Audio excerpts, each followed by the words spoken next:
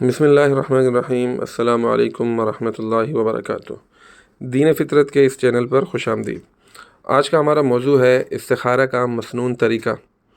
جیسا کہ آپ جانتے ہیں کہ استخارہ کے حوالے سے معاشرے میں بہت سی غلط فہمیاں پائی جاتی ہیں، جس کی وجہ سے اس انتہائی آسان عمل کو مشکل بنا دیا گیا ہے، اور لوگ استخارہ کروانے کے لیے مختلف باباؤں اور نام نہاد عاملوں کا سہارا لیتے ہیں، جبکہ یہ عمل اتنا آسان ہے کہ ہر مسلمان اسے خود کر سکتا ہے۔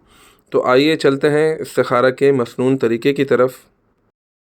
استخارہ کا مسنون طریقہ یہ ہے کہ آدمی 2 رکعت نفل استخارہ کی نیت سے پڑھے۔ نیت یہ کرے کہ میرے سامنے 2 راستے ہیں، ان میں سے جو راستہ میرے حق میں بہتر ہو اللہ تعالیٰ اس کا فیصلہ فرما دے۔ پھر 2 رکعت پڑھے اور نماز کے بعد استخارہ کی وہ مسنون دعا پڑھے جو حضور اقدس صلی اللہ علیہ وسلم نے تلقین فرمائی ہے۔ یہ بڑی عجیب دعا ہے، پیغمبر ہی یہ دعا مانگ سکتا ہے اور کسی کے بس کی بات نہیں۔ اگر انسان ایڑی چوٹی کا زور لگا لیتا تو بھی ایسی دعا نہ کر سکتا جو نبی کریم صلی اللہ تعالیٰ علیہ وسلم نے تلقین فرمائی ہے۔ وہ دعا یہ ہے: اللہم انی استخیرک بعلمک واستقدرک بقدرتک واسألک من فضلک العظیم فإنک تقدر ولا اقدر وتعلم ولا اعلم وانت علام الغیوب۔ اللہم ان کنت تعلم ان هذا الامر پر پہنچنے کے بعد اس موقع پر اس معاملے کا تصور دل میں لائے جس کے لیے استخارہ کر رہا ہو، جس کام کے لیے استخارہ کیا جا رہا ہے، ان هذا الامر کہتے ہوئے اس کام کو تصور کرے اور اس کے ساتھ آگے چلے۔ پھر اللہم ان کنت تعلم ان هذا الامر خیر لی فی دینی ومعاشی وعاقبت امری فاقدرہ لی ویسرہ لی ثم بارک لی فی۔ وان کنت تعلم ان هذا الامر، یہاں پر بھی ان هذا الامر پر اس معاملے کا تصور دل میں لائے جس کے لیے استخارہ کر رہا ہوں۔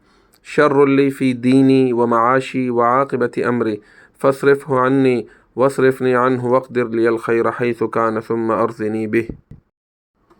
اس دعا کا ترجمہ بھی سماعت فرما لیں۔ اے اللہ، بے شک میں تجھ سے تیرے علم کی بدولت خیر طلب کرتا ہوں، اور تیری قدرت کی بدولت تجھ سے طاقت مانگتا ہوں، اور تیرے فضل عظیم کا طلبگار ہوں کہ بے شک تو ہی قدرت رکھتا ہے اور مجھے کوئی قدرت نہیں۔ علم تجھ ہی کو ہے اور میں کچھ نہیں جانتا، اور تو تمام پوشیدہ باتوں کو جاننے والا ہے۔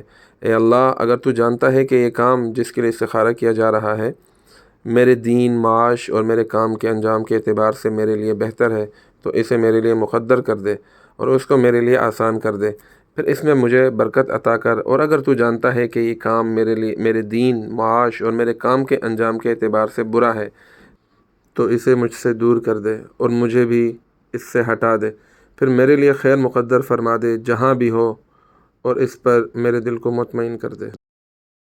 اس دعا کے ریفرنس کے لیے صحیح بخاری کی حدیث نمبر 1166 کا مطالعہ کیجیے۔ 2 رکعت نفل پڑھنے کے بعد اللہ تعالیٰ سے یہ دعا کر لی تو بس استخارہ ہو گیا۔ والسلام علیکم ورحمۃ اللہ وبرکاتہ۔